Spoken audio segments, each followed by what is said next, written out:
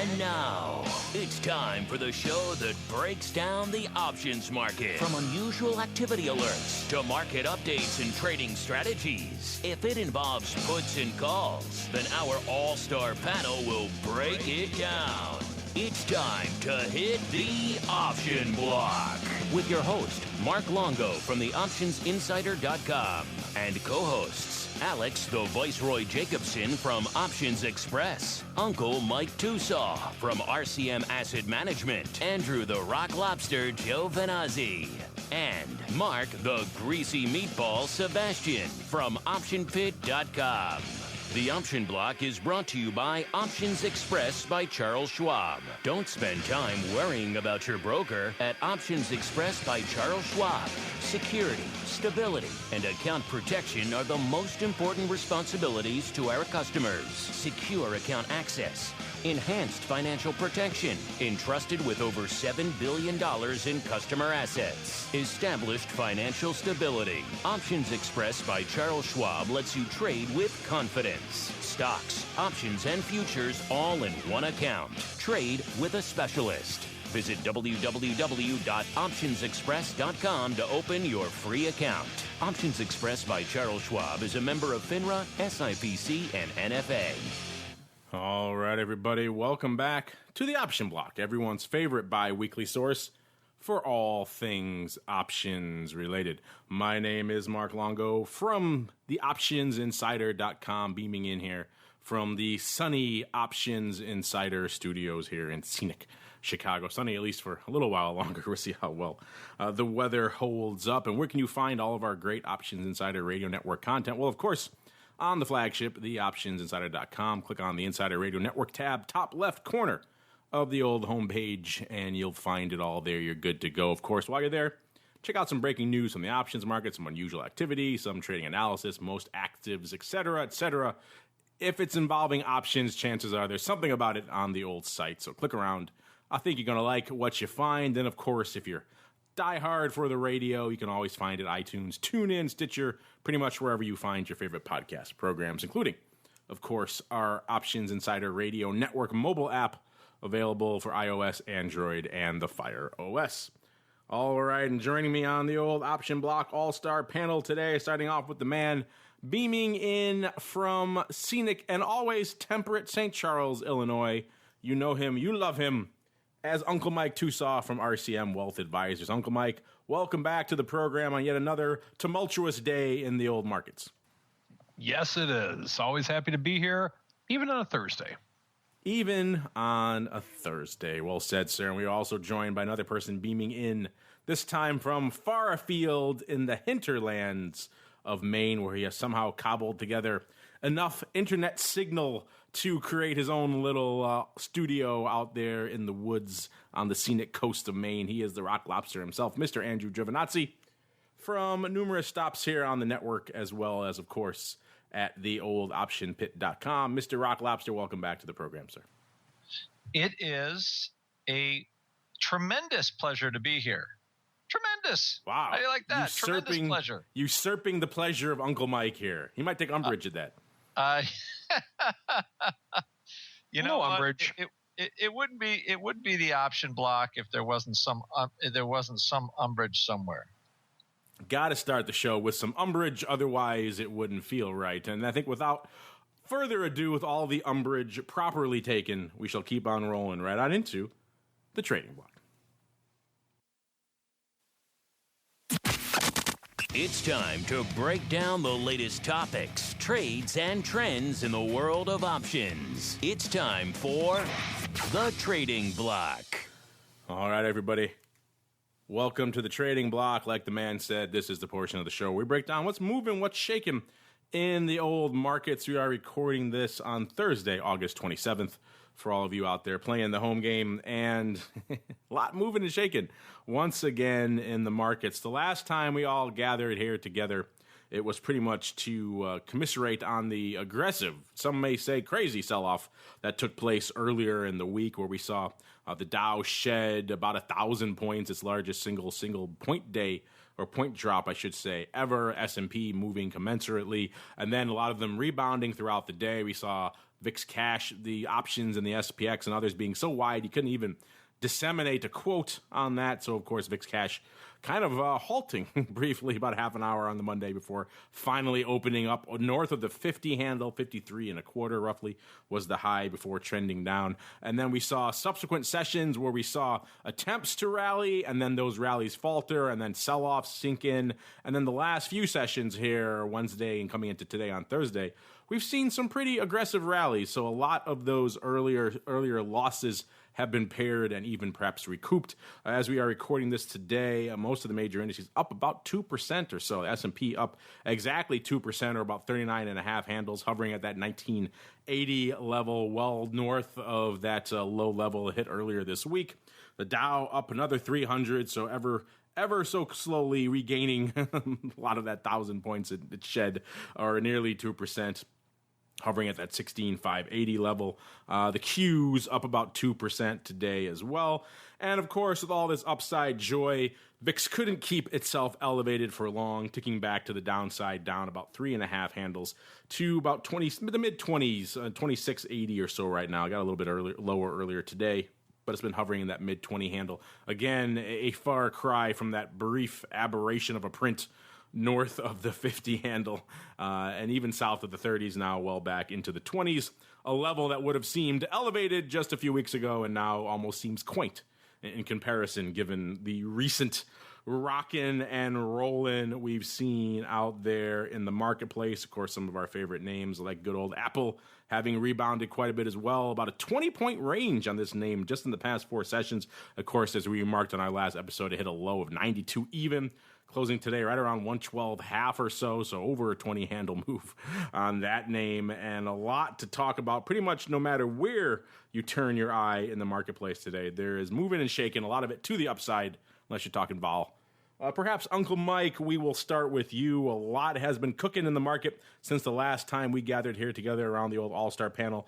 So what's been catching your eye in the last few sessions and going into today's strong, shall we say, upward move? Well, I'll say the thing that really caught my eye is if you look at XLE and the energy stocks, XLE is up almost 5% on the day. If you combine that with a lot of the movement that's existing right now in the energy world, oil, I'm showing oil had a big day today as well. So I'd say probably the main thing initially is energy at this point because of the big movement there. Bonds are another relative snoozer. Because after all, bonds are the most exciting thing since sliced bread, of course, as we always say on the show. Gold was very still. Silver had a little bit of an uptick today, nothing too significant. I mean, it was up just under 2%, but nothing like the old days of silver by any means. But I would say for sure the main thing that's catching my eye in the overall marketplace is those energy stocks. Yes, I didn't really have a chance to get to them, but yes, a lot of movement out there in good old crude land as well. We saw 10% moves or close to them in most of them. Biggest one-day rally in crude land since 2009. We saw October WTI gapping up 10.5% or nearly 4 handles to 42.56 over there at NYMEX. On the Brent side, October Brent up nearly 10%, 9.92%, or about 4.5 handles to 47.56 out there. So all that hand-wringing, all that consternation about oil, crude, depending on your product of choice, closing south of the 40 handle there. Well, now we are, at least with both of them, firmly ensconced and entrenched back in the 40 handle. We'll see if they can hold that or if it's back down to the downside again tomorrow. We shall see. But before we get to that, let's turn our attention to the hinterlands of Maine and to the Rock Lobster. Mr. Rock Lobster, a lot cooking since the last time we gathered together here on the old program. So what's been catching your eye over the past few days and including today's, again, surge of upside activity in the marketplace? How about the surge in market? How about the upside surge? I'm not sure what you're referring to, sir. Can you be more specific? I'm not sure. There was upside movement today? We rallied, I think in 24 hours, we rallied 5% from yesterday. All I can say is, when the VIX is trading 30, volatility is usually underpriced because we had a 5-6% move in 2 days. So what do you call that? I call that a big move for the index. So as of right now, I'm sitting here in the close, watching things kind of bat back and forth. But crazy, VIX is still very backward as far as the futures go, which is usually a signal of, was still a lot of volatility. The backwardation did come in a little bit from yesterday. I think to the cash, we're about $3.50 backwards as it sits on the close. That's the lowest level we have been for the week. So, as that backwardation comes down, that's starting to trend lower realized vol. Generally, that's a signal. I'm hoping that's the signal because that's the way I'm leaning a little. But it is absolutely why we sold off in the first place. I don't really know. It's almost like I would not be surprised if by the end of the week we heard somebody just slammed in a bunch of sell orders on Monday morning, and somehow the sell orders and buy orders got mismatched somewhere along the lines. You think it was a fat finger day on Monday? Well, or there's a size liquidation, because if you see the action, all the trading action on the opening, it's almost like somebody had futures to go at the market, like bang, which caused, huge hedging or offsetting orders to sell. And they're just, it was just so early and the size was so big, it took everything down.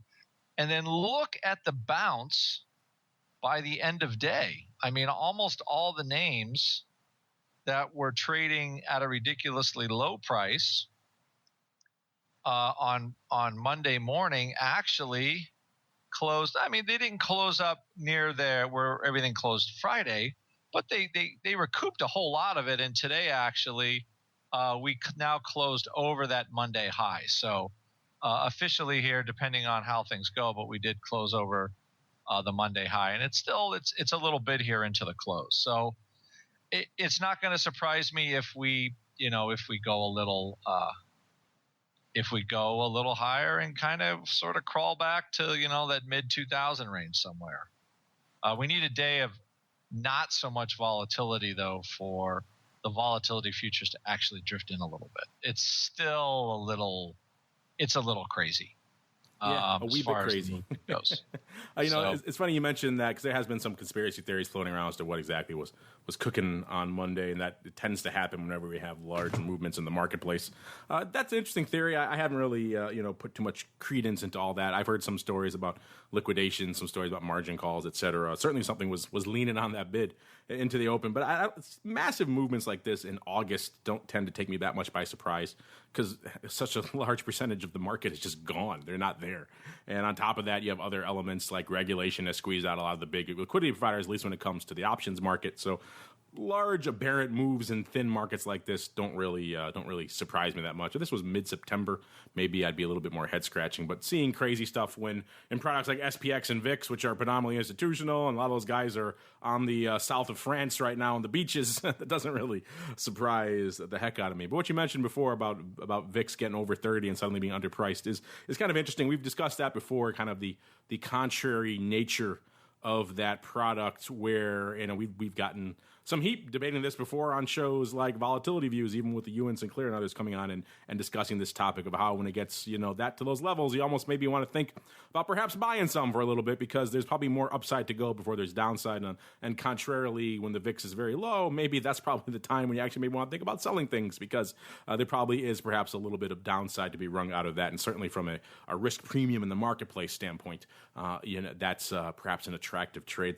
That always tends to run people the wrong way whenever we put that out there or tweet about it or things like that. People always write back and say that's crazy, but that is indeed the somewhat contrary nature of that product. As we are right now, hovering in the mid 20 handle out there in VIX cash, with the futures very backward.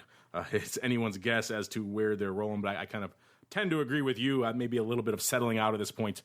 Another day, perhaps with not another 2% move in the market, would be nice, just to perhaps restore some some sense of normalcy of that product, and maybe mitigate some of that just mad backwardation we're seeing out there right now. Interestingly enough, we talked about it a little bit on the last show. Still haven't seen a lot of traction given all this near-term movement with the weekly VIX product, the weekly VIX futures at least. You know, we talked about that massive volume they did last Friday, 600 some odd thousand contracts in the futures. That's, of course, not even counting I don't have the data for Monday, but just not even counting Monday. And, of course, about 300 some odd thousand of that 600,000 was in the front month future, whereas the weeklies were doing about 1,000 or even less, respectively. So weekly futures still about to yet to catch on, even though this marketplace would seem to be kind of strong use case argument for those, at least. Interesting stuff. And I think I agree with you, Andrew. We'll have to keep an eye on VIX, see if it can settle out a little bit here going into the weekend, or perhaps, who knows, perhaps we're due to spike yet again into the absurd lands of the 50 handle and above. I would be, again, for it to, we saw 50, we saw what it takes for it to trade 50. I guess China's not falling apart. There's a bid for oil. It's almost like everybody took all these trades that they were pressing and pressing and pressing, short China, short oil, short all that stuff. And everybody just turned the screw on it the other way. So I don't know if that's going to end volatility. All I know is our market is, 5 or 8% cheaper than it was not very long ago. So, it's a little cheaper, right? It's down about, what is that, 20 SPX handles right now? Let's see, where are we trading? It's hard for me. At 2,100, trading 1,900. So, we came off quite a bit. So, to make the vol go higher again, we need to have some action. Now, intraday, interestingly enough, we had it's almost like they tried to take most of the rally at today's rally out, and they bid it right back up again. So that was kind of a good day as far as for all those technical people looking at it. But you're not going to really see volatility move, and the volatility products really start to fall apart until we stop having 2.5%, 3% daily ranges. So it ain't going to happen until that happens. So yeah, that's a good point. Anything you're doing now is you're just holding on. If you want to short volatility through the vol products, you're waiting. Yeah, speaking of waiting, that's probably a good point to reiterate here on the program. We talk a lot, and certainly on Vol Views, about some of the crazy bets we see going up out there in the VIX options and the 75 handle, people loading up on 75 calls and all these crazy things. But go back to Monday. Look at when the sky was falling, the earth was falling out of bed, China was in turmoil. It seemed like the end was near for all things bull in the marketplace. And once we got through the little hiccup there in the morning with VIX and they were able to start disseminating again, it gapped up to about 53. And it only stayed there for a very brief period of time before trending downwards. So keep that in mind when you're out there looking at some of these, shall we say, more optimistic VIX-oriented trades of, 50, 70 vertical, whatever the case may be. Look what it took just to get it to over the 50 handle, and keep that in mind when we say things out there like, VIX long-term average of 20 is a bit perhaps overstated and things like that. These levels are extreme, and it takes extreme movements to get there, and even then, we don't stay there for very long. So just bear that in mind, all of you out there who like to load up on for these extreme movements. Speaking of loading up for extreme movements, we had a good discussion last episode about the comparatively juicy September 75 puts. We were all hemming and hawing about how attractive they were. I believe they were about 85-cent bid going into the close there on Monday. Of course, surprise, surprise, the underlying has pretty much never looked back since then. It's up about 10 handles since we talked about it. I think it opened up the next day substantially, 5 or 8 handles the next day as well. So if you were listening to that show, I know a lot of you wrote in with talk of these puts. They were a difficult, shall we say, holy grail to find, because they weren't bid there for very long. They opened up the next day substantially lower. A lot of you writing in saying they looked into it but couldn't get them. Usually we save these for the mail call. I'll just float them in here because we're talking Apple anyway. This comes from Charles W. He writes, "Hey guys, great breakdown of that crazy session on Monday.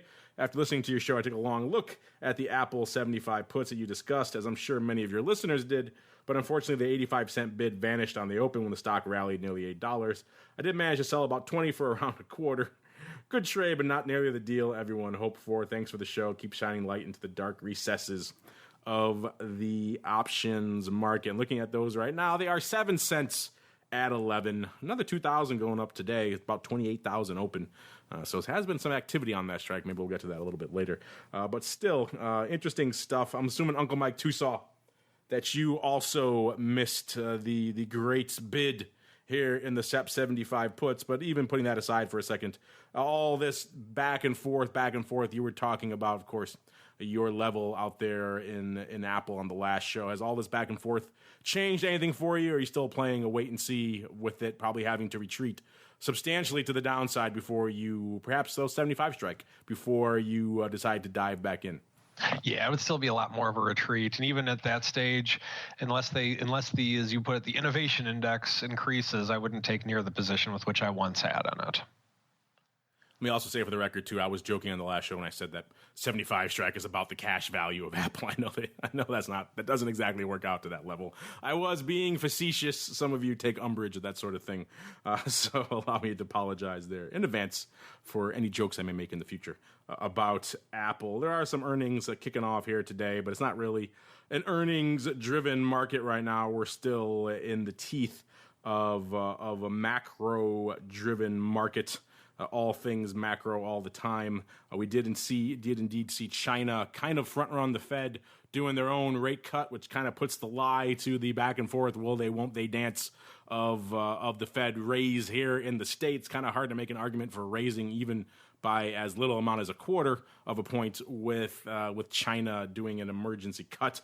That said, Fed's never going to come out and say they're not going to, because, of course, that kind of makes them irrelevant for the rest of the year, and they like to be part of that conversation. But still, it's kind of hard to really put a lot of credence to the people who are putting a lot of data behind the fact that that there could be a rate change, I should say, coming up in the old future. Mr. Rock Lobster, anything else catching your eye over the past few sessions? And what's been, I know you guys have that active community over there in your little chat room there. What's been the trade, the discussion, the topic du jour over the past few days as these markets have been just rocking and rolling? Oh, but by the way, I tried to get 45 cents for that put spread the following day. It was bid 40. It was bid 40? It was bid 40. You could sell it for 40. I think it was actually when everything looked really ugly. What's today? Thursday. So it was Tuesday. And I actually, and some guys in the chat room, Andrew, they told me, you're such as an old market maker, it's hard for me to hit the bid on something like that, because everybody was freaking out at the end of the day. And I got a lot of crap for it, because I think that the spread totally has evaporated. It's gone. That was 75-70, right? It was this 75-65 for 45 cents. It's gone. Yeah, that's like 3 cents now. Yeah. But what's been catching our eye is two big things. One is basically teaching people about, when volatility gets very high, how hard it is to be short options and win. You can't. When we have this kind of intraday volatility, you can't, like iron butterflies, all that stuff. You're not making any money right now. The only thing that's really been doing anything for us because in backwardation, we've been able to buy some VIX butterflies really cheap. And, as the week progressed, they gained in value because while the cash is moving around, the futures have kind of sort of crawled up a little bit to the cash level. And it's made the flies really, they've become more valuable. So what's funny enough is internally, the way those products work, the vol futures are actually the things that aren't moving near as much as the options in the regular market are. I know it's hard to believe that, but that's kind of how it works, where there's the regular like equity and index options, they're very robust movement, so if you're buying options even with the vol high, it actually has been working. if you're buying volatility product stuff, it's been a lot tougher because there's such a drag from where the futures are trading relative to cash. So we've been the flies have worked really well, and anything we've been short options, although a lot of the stuff has come back to kind of where it was. But the only thing that really has worked has been all the volatility trades. Any kind of short gamma has been it's a zero if you're lucky.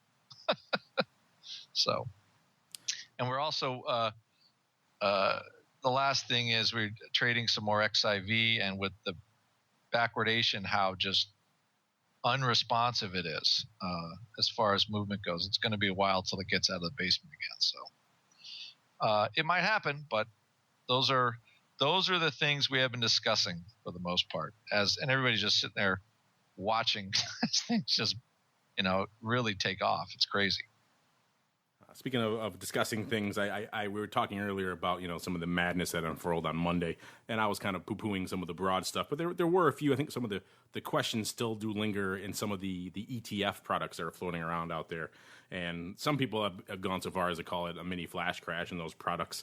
I don't know if I'd go that far, but still there were some ETFs. Again, that's why I've always been reticent to counsel people to dive into some of the more esoteric products. Of course, in this case, this one isn't that esoteric. This was the S&P. This is the Spider Dividend ETF. Again, a very common, popular one, sold to a lot of retirees looking for income, a lot of late night ads and things. That dropped at one point in 15 minutes, 33% on Monday.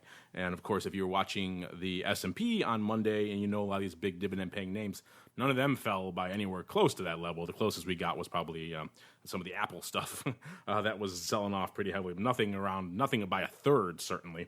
And so it shot, and of course it gained all that back up within 30 minutes. So interesting stuff. And some of you out there who are active in the ETFs may indeed be complaining about that. That probably is a more detailed discussion for our Trading Tech Talk show as we parse some of the nuances of what may have triggered that out there. But still, I want to let you know that we don't completely poo-poo all of that. There were indeed some bizarre developments on Monday, and I'm sure in the weeks and months to come we'll see a lot of hand-wringing and/or investigations into exactly what was going on. But yet another bit of advice as to perhaps keep your trades to the stuff you understand, and indeed to the ETFs that have a practice of calculating their value in a way you can probably wrap your head around. Even something like the Spider ETF, Dividend ETF, can do things that are a little bit funky if you're not paying attention. All right, crazy stuff aside, at least in the broad market, it's time to get to even crazier stuff hidden in the deep recesses of the options market, because it's time for the Odd Block.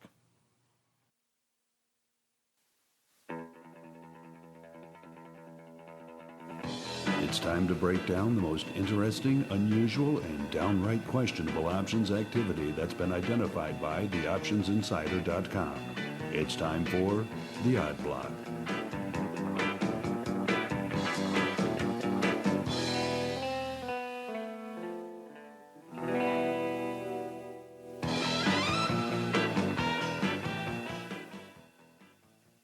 Everybody, welcome back to the Odd Block. It's been a while, been about a week since we did the Odd Block.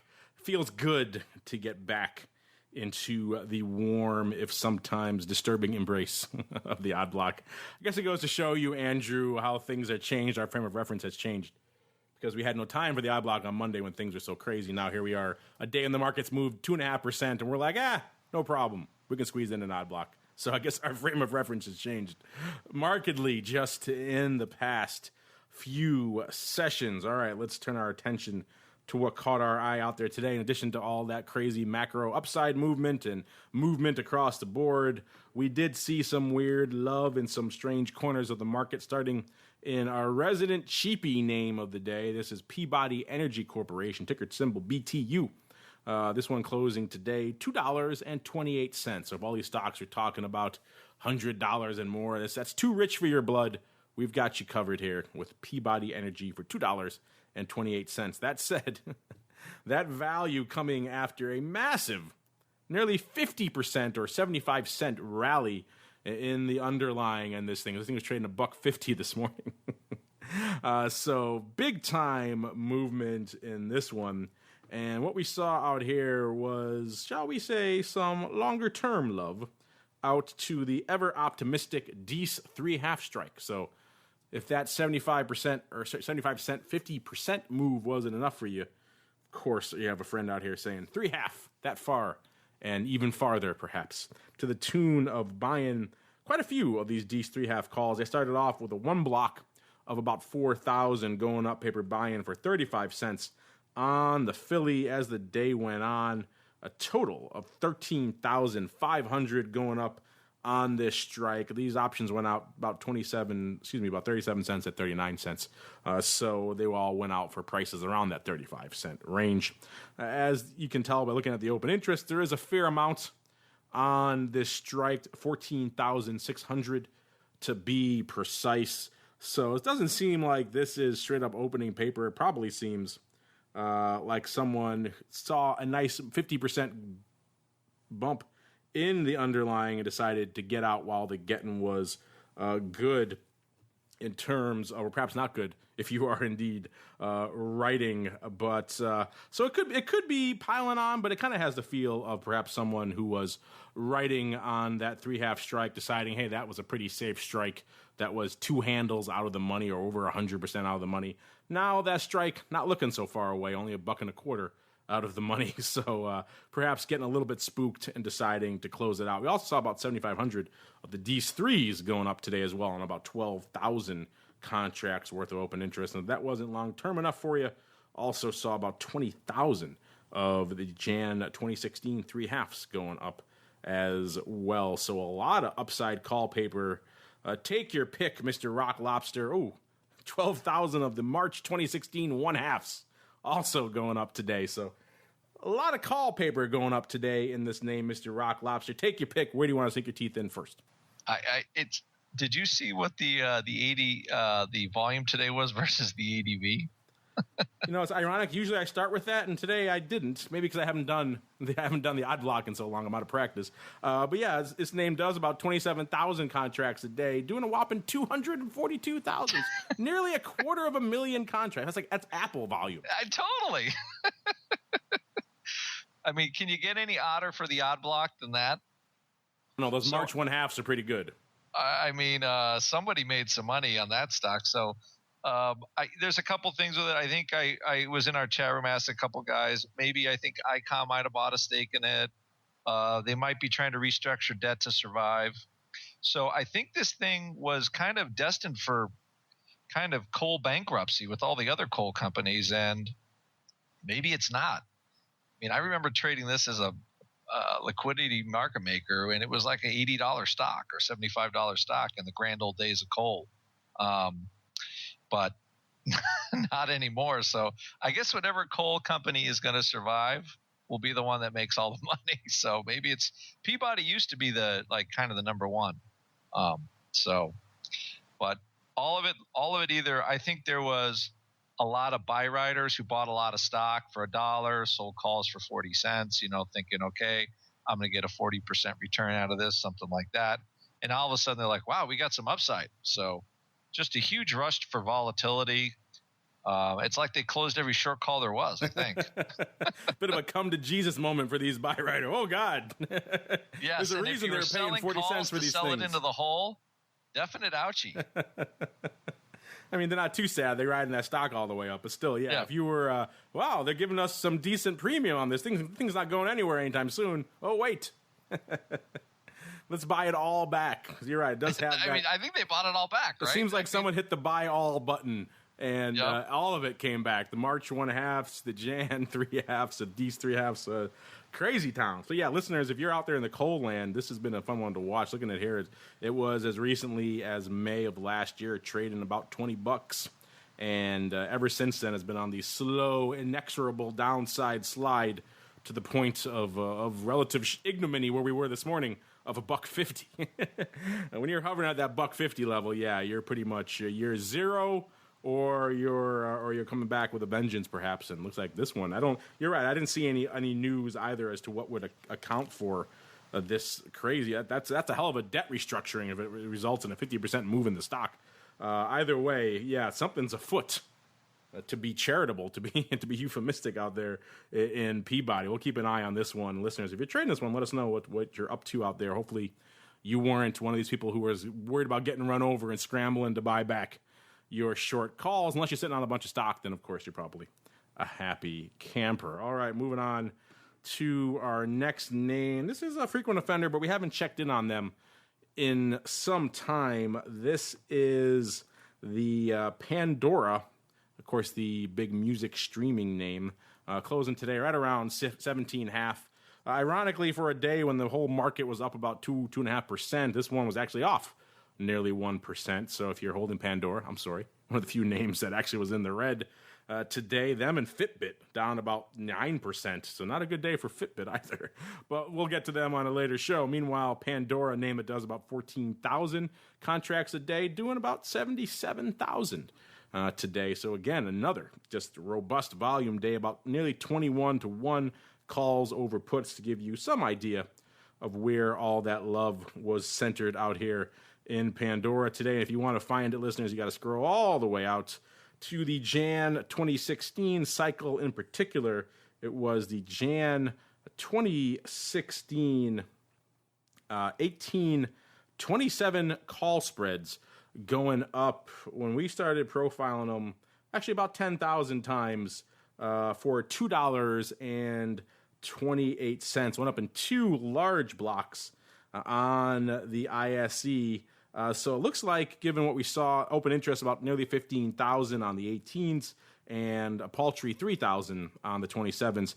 Looks like we have, and of course, Vol also taking a bit of a hit in this name, even though there was a bit of a sell-off on this strike, at least. Those are both indicators that perhaps a bit of a sell and a roll up, closing out the 18s and coming back in on the old 27s. Looking for, assuming he's coming in and buying and then selling out a little bit higher strike, looking for a little bit more upside breathing room here, which is interesting given the fact that this name selling off pretty aggressively today. We also did see lurking right in the middle there, almost smack dab in the middle of this spread, which perhaps makes me wonder if there was indeed a fly or something going up there today, because about 16,000 of the Jan 22 calls also going up today on an open interest of 9,000, nearly 10,000. So clearly opening paper on those Jan 22s. Mr. Rock Lobster, what's your take? I think it's just a straight-up roll, and those 22s are unrelated, or do we have a stealth flyer legging in here? I don't know if it's stealth fly. It's one of those things kind of like with, similar to Peabody, where all of a sudden we got a rally and think about it, they need to roll their short calls higher. So that's what I think this one was. I had to check the open interest on it, but somebody thinks Pandora's getting out of the basement, so... And I'm not, I don't know if they're right or not, considering the service is never going to make any money. I think it's a great service to use, but I don't know if it's a great company to own. But I think it looks like just a roll up. They're kind of closing something. They might have scooped some stock lower, and they don't want to have the stock blow up in their face. Yeah, Pandora, an interesting one. We've always kept an eye on them. I think they're adding or trying to add a podcast segment out there too, so people can just stay there and listen to all their audio, in which case maybe we'll have to make the Options Insider Radio Network available on them as well. But you're right, kind of hard to figure how they're going to make a great deal of money on all this free, somewhat random music that they're streaming out there. But we'll have to table that for now as we move on into our final name in the old odd block. This has been a frequent offender throughout much of 2015, and they're back again. This is Lumber Liquidators, ticker symbol LL. Of course, up about 44 cents or about 3% to close at $15.37 today. So outpacing the market to the upside out here in good old Lumber Liquidators, a name that does about 8,000 contracts a day, doing nearly 3x that, about 21.5 on the day today. About 5-1 puts over calls, which shows you where the love was today. A lot of longer-term paper, at least in the old odd block today, catching our eye here on the old site. In particular, what caught our eye in good old LL were the Jan 2016, once again out to Jan 2016, 15 puts, so close at the money puts here, going up 10,000 times when we first saw these Paper buy-in for $3.30. As the day went on, it's like another about 3,000, nearly 4,000 going up. So for a total of just a hair under 14,000 on this strike. The first kind going up in one block over there on Nicey Arca on a price variation tag. If you've read our What Do These Trade Tags Mean on our site or listen to our episode of Options Bootcamp where we discuss that, you'll know that that means that they went up with stock, but we didn't see stock of any appreciable size going up with this. So it looks like, despite the tag, that these went up as they appear, just a straight up buy. About 1,100 contracts open interest, so clearly open in paper. Mr. Rock Lobster, take us home here. Lumber liquidators, the chart of late has been, shall we say, a wee bit erratic, especially with that big sell-off back in February. People who are looking at this stock now, $15 name, may be surprised to see that it was trading about $70 back in February. It's been a long and painful road down. Actually, not that long. It was pretty brief, and that drop from 70 down to about 50, and then it kind of slowly, inexorably went the rest of the way down. Again, hovering right now, right around the 15 handle. What's your take here on these puts? Pretty aggressive puts here in good old Lumber Liquidators. Yeah. Would you want to buy those puts? You know, I was mulling that over as I was looking at it. I tried sometimes to avoid commentary on these, and it's not always successfully. That was my first thought, was that what's a scenario where I would really want these, and I could not think of one. I mean, unless you're buying stock, because basically you're buying those puts for Lumber Liquidators to go out of business, right? Our stock's already, what, $15 or something? Yeah, that's pretty much the play there. You got to go south of 12 to even start talking about anything, you know? Right, which is the lows. And I know they've had trouble with, they got, 60 Minutes basically just destroyed the company by saying, they have toxic fumes in their flooring and stuff. And they had all kinds of problems from that. So to me, they look kind of like bankruptcy puts. If you're buying stock against them, that would be like a $7 straddle till January. I mean, the stock could easily be $30 again if the company's, not going bankrupt and they don't have all these massive charges from, replacing everybody's floors. But I think they just got a PR problem. But that's what it looked like to me. I did not see any stock go up against it, even though they had the variation tag. Nothing near the size for the puts that traded. So a little tough to figure that one out. Yeah, if there was some stock, it would make a little bit more sense, I think. But that's what you want. If you want a catastrophe puts, there are so many better ways you could do that. You could ratio spread it so you get no net outlay on it. And if you get what you're planning on here, which is a size move south of 12, then you're doing all right. If it takes off to the upside, you're not out $3. So there are many better ways this could have been done if that was indeed their perception. But again, as you said many times here on the Odd Block, size money, not always the smart money. All right, that's going to do it for the old Odd Block today. And now, because it is Thursday, let's dive on into some of your questions and comments. It's time to open up the mail block.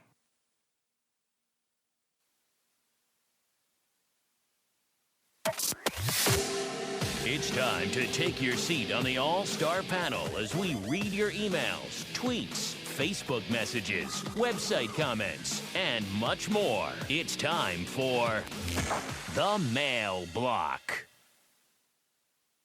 All right, everybody, welcome to the Mail Block. Like the man said, this is the portion of the show where you guys get to join us on the old All-Star panel, make your questions and comments known to us. No shortage of ways to do just that. Find us on the website, leave a comment, or use the feedback form there, and that'll go right to us. Of course, find us on email, questions at theoptionsinsider.com, or via social media, twitter.com/options, facebook.com/theoptionsinsider, or Options Insider on StockTwits. Again, a lot of that baked into the mobile app as well, so you can just hit that button, contact us. I think maybe even has the studio number in here if you are so inclined to give us live feedback, and you can do all of that fun stuff in there. All right, we already read a comment earlier in the show about someone trying to get those puts off, just like Mr. Rock Lobster.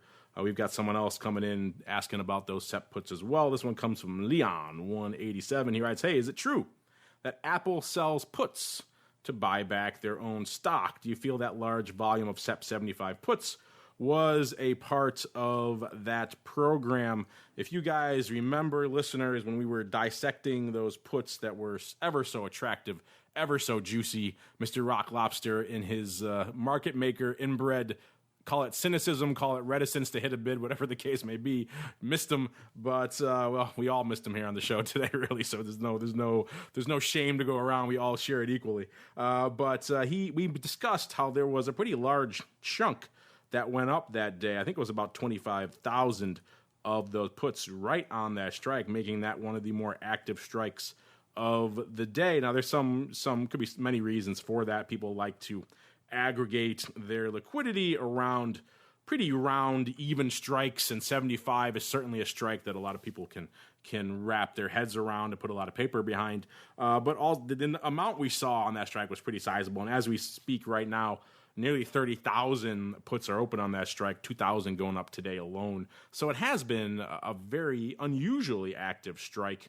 That said, there is some paper around it. There's about 22,000 of the SEP 70 puts open and 35,000 of the SEP 65 puts open, with about 5,000 going up today. You have to go all the way up to the SEP 90 puts to find anything even close, and that's about 32,000 open on that strike. Again, the SEP 90 puts right about the level where the stock bounced back on Monday. But this is interesting stuff. I think Andrew, you posited it on the last show that was indeed the firm hitting that bid on those puts, taking a nice buck where they can get it. But that's something we discussed on the show before. Do firms do this? And they do play in the underlying primarily, but it wouldn't be out of character for some of those savvier ones out there to be using the options. And indeed, that is a smart way to do it.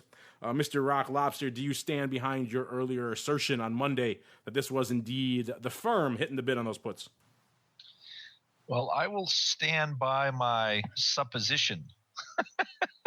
Fair enough, sir. My guess, my wearing my hat as the unusual activity editor at large for the Options Insider Radio Network, that somebody with some fairly large size that had no trouble wanting to buy Apple at 75 was taking that opportunity for some lunch money. So it could have been a hedge fund, could have been pretty easily. But I know firms do sell puts because they have to create restricted stock for people anyway, so they've got room to sell puts. So they need to have the stock, and but it looked awfully timely. You know, Tim Cook goes on CNBC. It wouldn't have surprised me if they went out there and took the 30% discount on their own shares and whacked them. Yeah, you got to imagine if you're sitting there managing that stock buyback program and you're like, well, we're looking at picking it up certainly at these levels anyway, and they're going to pay us nearly $1 to do it. Done and done. Exactly. You kind of got an inherent put anyway. You are the firm. You kind of know what your downside risk is for the most part. So if they're going to pay you nearly $1 to get that level, yeah, you'll do that all day long and perhaps more.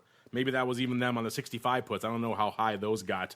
Certainly not to the 85-cent level. Let's see if we can pull those guys up really quickly. Yeah, on Monday they got up to about 65 cents at one point for the 65 put.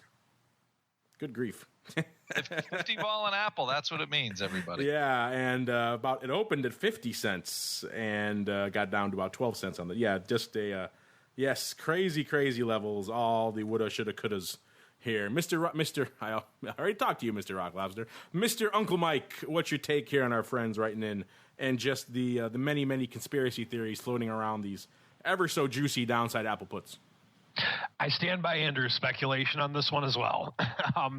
It's definitely a thought as to what could be done on this. I mean, we always can go back to the Warren Buffett Coke stock puts that he sold to get into it.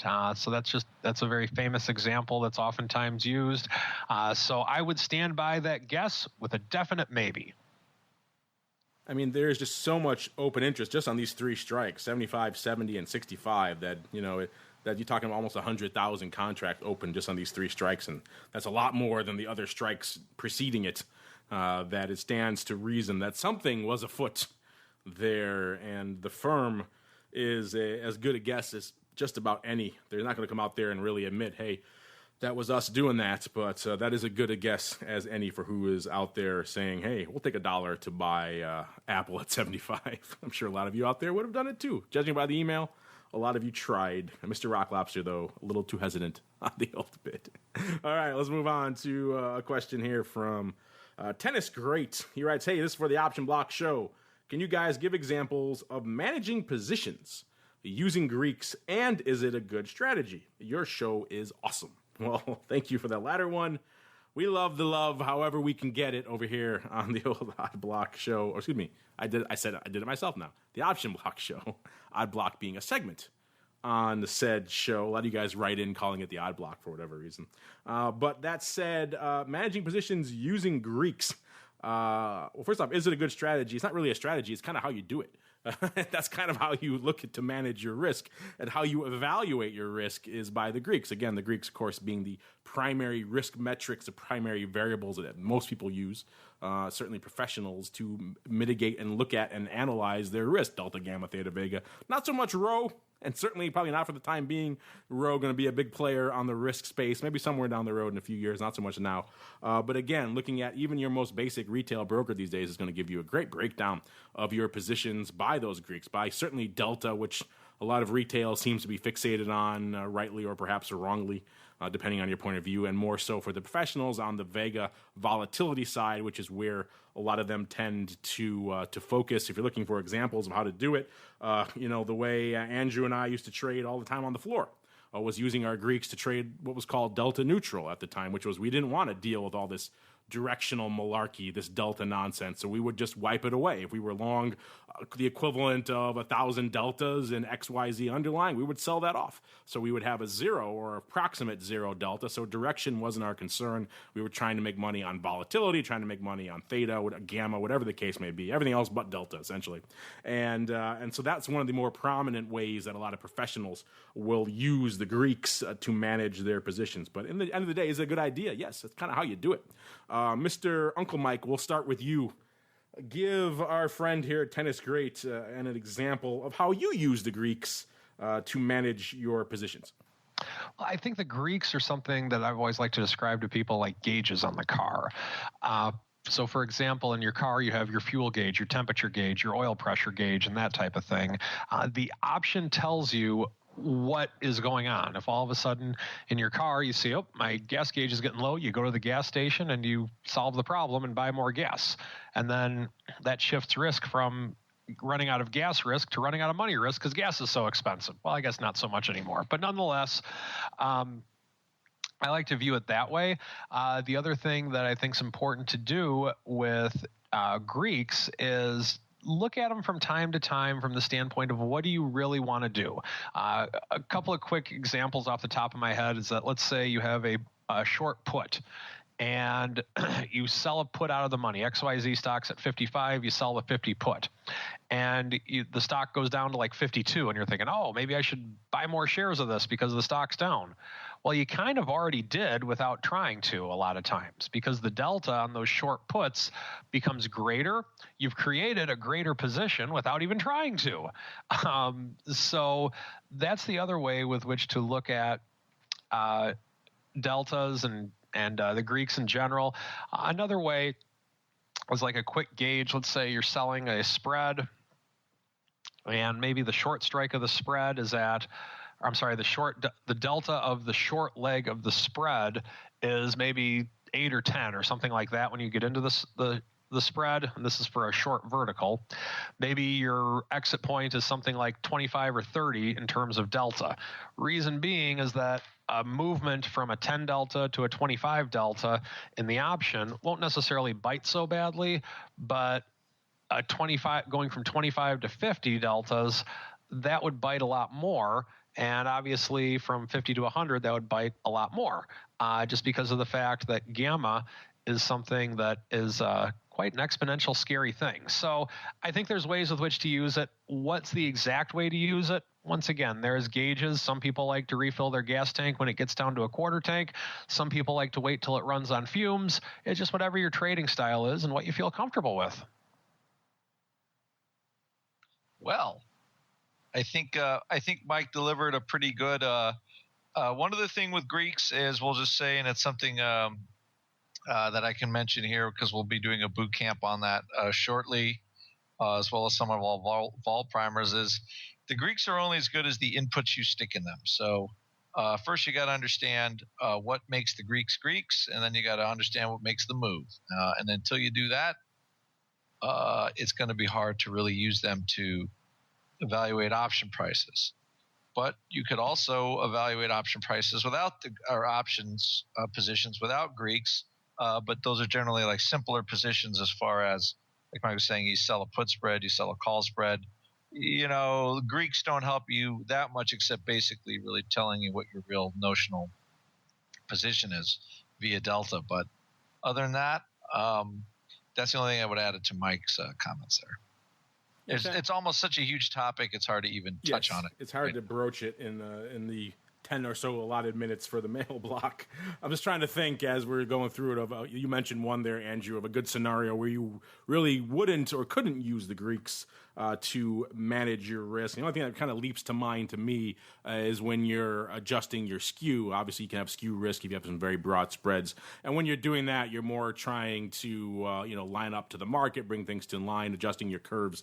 C'est la vie. You're not really looking at your Greeks so much. You can still will see them, and it will be a factor. And certainly, as you adjust your curves, you're going to see the commensurate differences in your risk metrics as you do that. So there will be a Greeks impact, of course. But when you're doing that, maybe if you're doing a quick cursory version of that, and you're trying to just line up to the market, you're probably just doing it graphically, and you're not looking at your delta and your gamma and your vega and things like that. That's the only thing that kind of leaps to mind to me as being an immediate example of position management without the Greeks. But that's kind of an aberrant example, and it does still impact the Greeks. You're still going to need to know about them and what's going to happen. Nothing happens in a vacuum in the options market. So end of the day, you need to use your Greeks to manage your positions. Good question, though. Glad you love the show. Keep tuning in. Meanwhile, that's all the time we have for the mail block, and now we'll roll on into a very quick Around the Block.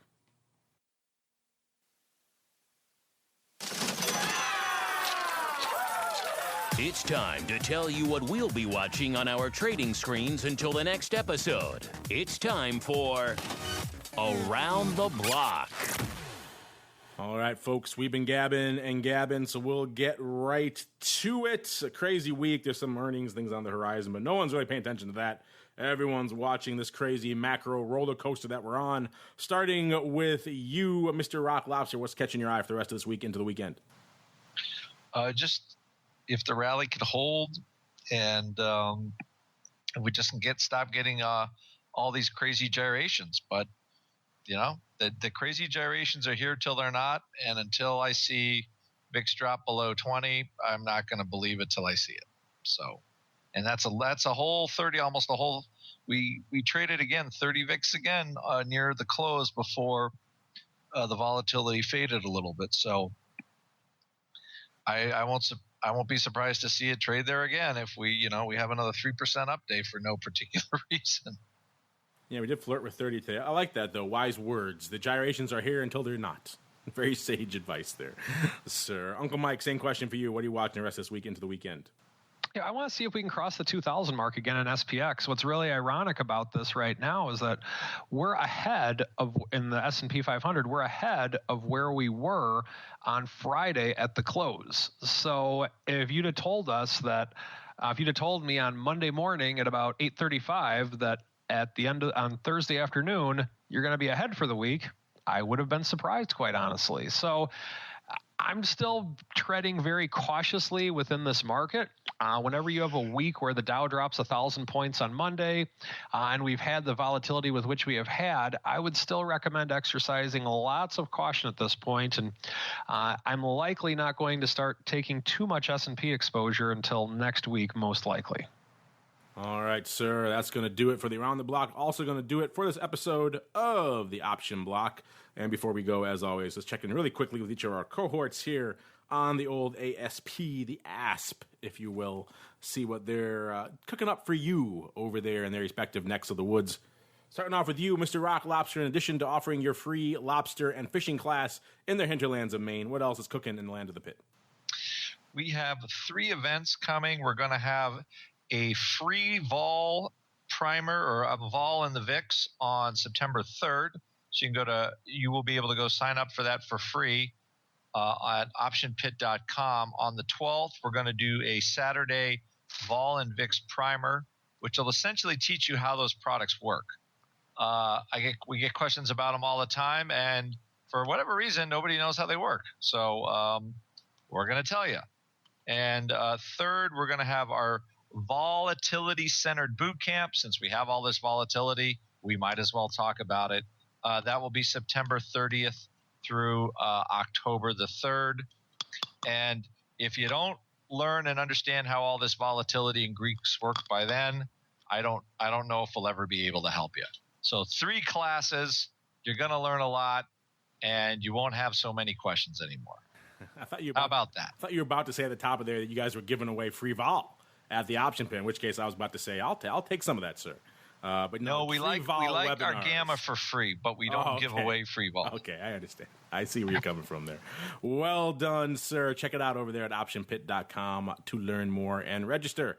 And Uncle Mike, before we go, what is cooking in the land of RCM Wealth Advisors? Well, first off, I didn't know that fishing was included in the the option pit packages. Get over there to Maine and get yourself some fishing and some lobstering. Oh my goodness! Whatever the verb is for that, I'm not sure. Lobster Cajun. Got it. But anyway, over at RCM, just as per usual, what we are discussing right now, and we're really talking with a lot of our clients on, or a lot of new people on, is that if you're looking to trade under the RCM umbrella at either Interactive Brokers and or TD Ameritrade / Thinkorswim, feel free to give me a call.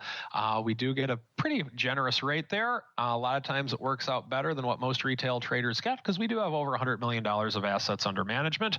And if you'd like to trade under our umbrella, and you would like to be able to call and ask for advice, especially on a week like this past week, and possibly save money, feel free to give me a call. Would love to chat with you and let you know what we're all about.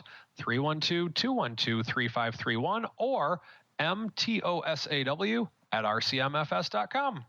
There you go, listeners. Check it out to learn more and have Uncle Mike maybe roll some puts for you. He's pretty good, that sort of thing. And on behalf of the Rock Lobster and Uncle Mike Tusaw, and indeed myself, I want to thank all of you out there in the listening audience for downloading and streaming and subscribing, and of course, for sending in such great questions. We always wish we can get to more of them, and we probably will on future shows.